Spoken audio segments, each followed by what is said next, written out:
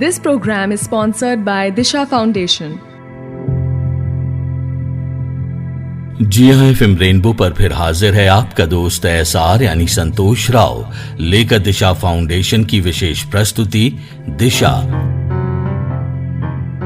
दोस्तों, एक दिन मैं दिल्ली की मेट्रो में सफर कर रहा था और मेरे बगल में पहले से बैठी एक कॉलेज गोइंग लड़की एक किताब पढ़ रही थी जिसका टाइटल था मैं से मां तक। दोस्तों, उस किताब में लिखी कुछ बातों ने मुझे मजबूर कर दिया कि मैं भी उस किताब को पढूं। उस किताब में लिखा था कि दुनिया में इससे ज्यादा रोमांचकारी और क्या होगा जब आपके सीने के अलावा आपके पेट में भी एक दिल धड़क रहा है। दोस्तों, ये पंक्तियां पढ़कर बिना देरी किए मैंने गूगल किया और उस किताब के बारे में जानकारी ली। अंकिता जैन द्वारा लिखी इस पुस्तक में एक बात और मेरे दिल को छू गई। पुस्तक में अंकिता जैन लिखती हैं कि मां बनना एक प्राकृतिक प्रक्रिया है, लेकिन ये प्रक्रिया जब एक सफर की तरह आपके जीवन से होकर गुजरती है तो इसे कई सारे उबड़ खाबड़ रास्तों से होकर कुछ कठिन मोड़ लेकर अपनी मंजिल तक पहुंचना होता है। अब ये हम पर है कि हम इसका मजा लेते हैं या बस दर्द और तकलीफ देखते हैं। दोस्तों, ये पढ़कर मेरे रोंगटे खड़े हो गए और इन पंक्तियों को पढ़कर मेरे जहन में सुकन्या गुप्ता की लिखी कविता मैं भी एक दिन मां बनूंगी बार बार गूंजने लगी। उम्र छोटी है अभी मगर जब भी मैं मां बनूंगी, सच कहती हूँ मेरी मां, मैं तेरी ही राह चलूंगी। वो तेरी डांट में भी फिक्र का होना, करूं तंग मगर तेरा सब्र ना खोना। खुद भूखा रहकर भी तूने पेट मेरा भरा है, तेरा एक एक शब्द एक एक सीख जैसे कोई सोना खरा है। तेरी ममता का ये जो मुझ पर रंग चढ़ा है, सच कहती हूँ माँ, यही विरासत मेरी, ना कोई धन इससे बड़ा है। अपने अंश में भी मैं यही मूल्य भरूंगी, जितना तूने किया है माँ शायद उतना ना कर सकूंगी, पर मानूंगी खुद को भाग्यशाली मैं, जो तेरे चरणों की धूल भी बन सकूंगी। जब भी मैं माँ बनूंगी, सच कहती हूँ मेरी माँ, मैं तेरी ही राह चलूंगी, तेरी ही राह चलूंगी।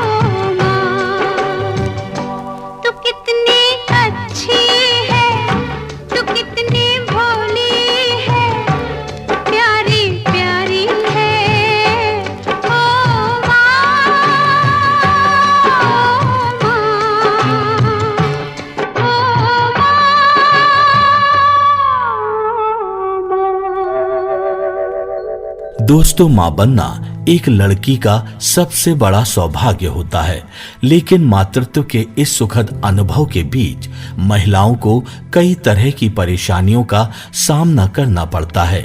उन्हीं में से एक है एक्टोपिक प्रेगनेंसी। दोस्तों, आज दिशा प्रोग्राम में हम बात करेंगे इसी विषय पर, और इस विषय पर बात करने के लिए हमारे साथ हैं वरिष्ठ स्त्री रोग विशेषज्ञ डॉक्टर राधा जैन। डॉक्टर राधा जैन, सबसे पहले आप हमारे लिसनर्स को बताइए कि ये एक्टोपिक प्रेगनेंसी आखिर होती क्या है। नॉर्मली प्रेगनेंसी में एम्ब्रियो यूट्रस में इम्प्लांट होकर ग्रो होता है और उसका साइज फीटस के साइज के साथ साथ बड़ा होता रहता है। पर अगर एम्ब्रियो यूट्रस के बजाय आसपास के किसी और organ like fallopian tube, ovary, cervix, abdominal wall कहीं भी इम्प्लांट होता है तो वो एक्टोपिक प्रेगनेंसी कहलाती है। आसान शब्दों में हम ये कह सकते हैं कि जब फर्टिलाइज एग गर्भाशय की बजाय फेलोपियन ट्यूब में या किसी अन्य स्थान पर चला जाता है तो इसे एक्टोपिक प्रेगनेंसी या अस्थानिक गर्भावस्था कहा जाता है। अच्छा डॉक्टर राधा, ऐसा क्यों होता है और किन महिलाओं में इस तरह की एक्टोपिक प्रेगनेंसी होने की संभावना ज्यादा होती है? ये उन लेडीज में ज्यादा होता है जिनको पीआईडी की शिकायत रहती है, यानी कि पेल्विक इन्फेक्शन डिजीज होती रहती है, या किसी को पहले पेल्विक रीजन में सर्जरी हुई है, जैसे कि अपेंडिक्स की सर्जरीज के बाद में एडिशंस बन जाते हैं, उसकी वजह से एक्टोपिक प्रेगनेंसी होने के चांसेस बढ़ जाते हैं। ये भी पाया गया है कि जो लेडीज स्मोकिंग करती हैं उसमें एक्टोपिक प्रेगनेंसी के चांसेस ज्यादा होते हैं और जिनको पहले एक्टोपिक हो चुकी है उनको भी एक्टोपिक प्रेगनेंसी का इंसिडेंस ज्यादा होता है। वैसे दोस्तों हम आपको बता दें कि एक्टोपिक प्रेगनेंसी की समस्या 50 में से किसी एक महिला को होती है। डॉक्टर राधा, हम आपसे इस विषय में और भी बात करेंगे, लेकिन इस म्यूजिकल ब्रेक के बाद। इतनी सी हंसी, इतनी सी खुशी, इतना सा टुकड़ा चांद का, ख्वाबों के तिनकों से चल बनाए आशियां। इतनी सी हंसी, इतनी सी खुशी, इतना सा टुकड़ा चांद का, ख्वाबों के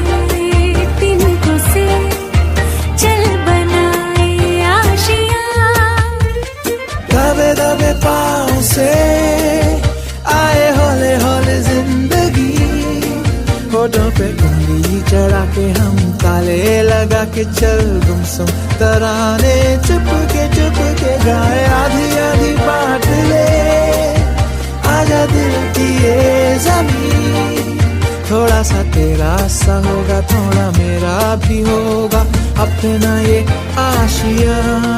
इतनी सी हंसी, खुशी, इतना सा टुकड़ा चांद का, ख्वाबों के तिनकों से चल बनाए आशियां। जी हाँ, एफएम रेनबो पर आप सुन रहे हैं दिशा फाउंडेशन द्वारा प्रायोजित कार्यक्रम दिशा, मेरे यानी एसआर यानी संतोष राव के साथ।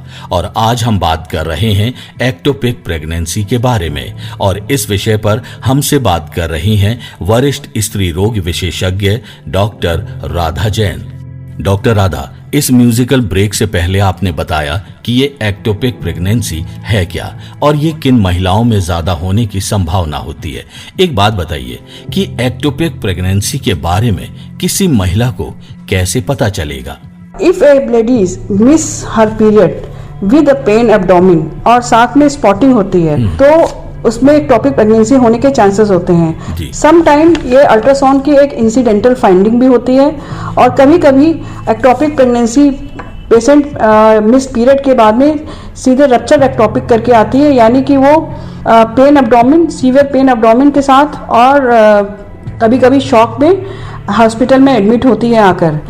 इसका ज्यादातर कारण जो है वो रप्चर एक्टोपिक होता है, जिसकी वजह से लगातार ब्लीडिंग होती रहती है रप्चर साइट पे और ये ब्लीडिंग 2 से 3 लीटर तक ब्लड के हो सकती है। मतलब अगर किसी महिला को तेज ब्लीडिंग, पेल्विक हिस्से में दर्द, पेट में तेज ऐठन, चक्कर आना या कमजोरी फील करना, बेहोशी, कंधे गर्दन में दर्द हो तो तुरंत डॉक्टर से संपर्क करना चाहिए और साथ ही साथ एक्टोपिक प्रेगनेंसी के लक्षणों को इग्नोर करने की गलती कभी ना करें, क्योंकि एक्टोपिक प्रेगनेंसी में फेलोपियन ट्यूब फटने का भी रिस्क रहता है। डॉक्टर राधा, क्या होगा अगर कोई महिला एक्टोपिक प्रेगनेंसी में एबॉर्शन पिल्स का इस्तेमाल करे? अगर एक यंगर पेशेंट जो भी कोई कॉन्ट्रासेप्शन नहीं यूज कर रही है और वो प्रेग्नेंट हो जाती है और it can be ectopic pregnancy और पेशेंट बिना किसी कंसल्टेशन के वो पिल्स लेती है तो पिल्स की वजह से जो एक्टोपिक है वो रप्चर हो जाएगा। जब वो रप्चर हो जाएगा तो पेशेंट हमेशा शॉक में या सीवियर पेन एब्डोमेन करके हॉस्पिटल में आती है या गायनेकोलॉजिस्ट से कंसल्ट करती है। तो पिल्स लेने से पहले हमेशा गायनेकोलॉजिस्ट का एडवाइस जरूर लेना चाहिए, जिसमें कि ये कंफर्म हो सके कि ये प्रेगनेंसी एक्टोपिक नहीं है, तभी वो पिल ले। अदरवाइज अगर वो एक्टोपिक होती है तो पिल्स नहीं लेना चाहिए। डॉक्टर राधा, एक्टोपिक प्रेगनेंसी में क्या क्या सावधानियां रखनी चाहिए? सबसे पहला प्रिकॉशन है किसी भी लेडीज को मल्टीपल पार्टनर्स अवॉइड करने चाहिए जी। दूसरा, शी शुड अवॉइड स्मोकिंग और बैरियर मेथड्स ज़्यादातर यूज करना चाहिए उसको। And if she get pregnant then she should always consult a gynaecologist before taking any step. Doctor Radha, आपने बिल्कुल सही बात कही है और ये सबसे आसान और सुरक्षित तरीका भी है कि डॉक्टर की सलाह लें। दोस्तों, बीमारी चाहे छोटी हो या बड़ी, लापरवाही कभी ना बरतें और ना स्वयं डॉक्टर बनने की कभी कोशिश करें। हमेशा डॉक्टर की सलाह लें और अपने जीवन को सुरक्षित और सेहतमंद बनाएं।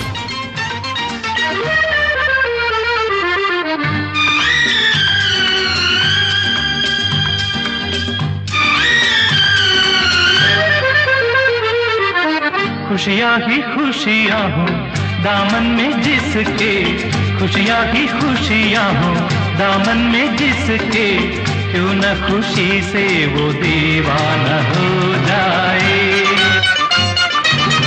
ऐसे मुबारक मौके पे साथी, ऐसे मुबारक मौके पे साथी, पेश दुआओं का नजराना हो जाए।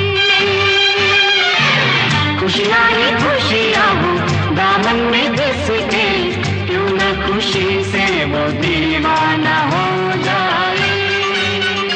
दोस्तों, आपको हमारा आज का ये कार्यक्रम कैसा लगा हमें जरूर बताएं और अगर आप आज के विषय पर हमारे काउंसलर से बात करना चाहते हैं तो आप 7678438471 पर, जी हाँ 7678438471 पर हमारे काउंसलर से सुबह 10 बजे से शाम 5 बजे के बीच कभी भी कॉल या मैसेज कर सकते हैं। दोस्तों, हमसे बात कीजिए और जुड़िए हमारे साथ ताकि आप भी हमारे साथ जुड़कर लोगों को दिखा सकें एक नई दिशा। हमसे जुड़ने के लिए एक बार फिर हम आपको बता देते हैं हमारा नंबर 7678438471। तो इसी के साथ आपका दोस्त एसआर यानी संतोष राव लेता है आपसे विदा। अगले हफ्ते फिर मिलेंगे, तब तक के लिए नमस्कार।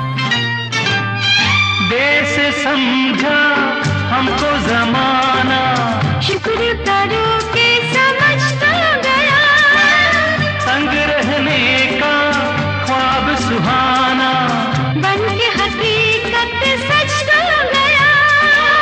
तुम जो कहो तो महफिल से कह दें, तुम जो कहो तो सारी महफिल से कह दें, पल भर में मशहूर अफसाना हो जाए।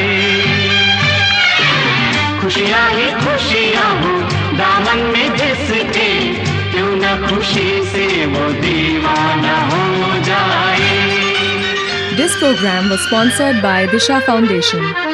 खुशियाँ ही खुशियाँ हो दामन में जिसके, खुशियाँ ही खुशियाँ हो दामन में जिसके, क्यों न खुशी से वो दीवाना हो जाए।